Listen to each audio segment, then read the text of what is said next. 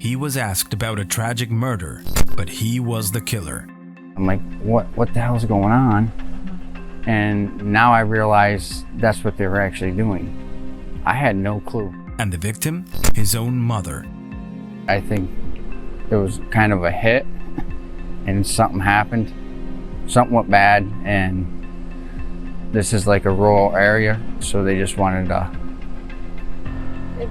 plant the body somewhere else besides wherever the hell they were from. A woman was found lifeless, with her body being discovered in a creek located in Bradford County, United States. Apparently, the killer took care not to leave clues or evidence behind.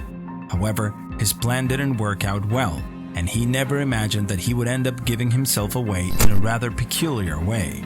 It would be like a place where people from the city would want to put a body because most likely they wouldn't be found. Matthew Haverly looked disconcerted during the interview that he decided to give to a television news channel, which was reporting on the discovery of a woman's body. It's sad to say that that's someone's either daughter, mother, whatever, both.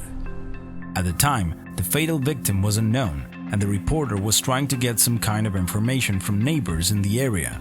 Coincidentally, Matthew lived across the street from where this grisly discovery took place, so he decided to give his testimony. He would even go so far as to speak out about what his mother might have said after learning of this terrible murder. I'm guessing like my mother, she would be concerned, and probably a lot of the other neighbors would be concerned. Indeed, the people who lived in the neighborhood were terrified because no one ever imagined that such a quiet area would be home to a murderer.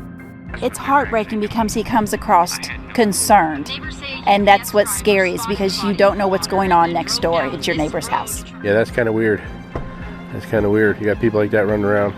Not good. On the day of the interview, Matthew's sister had contacted the police following reports of a deceased elderly woman in the area where her mother's house was, as she was worried that the body might belong to her. Thanks to the specific details she provided about the woman's body, the police were able to determine that the deceased was indeed Patricia Haverly.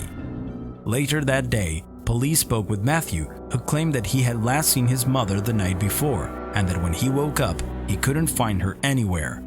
However, the autopsy would reveal the worst.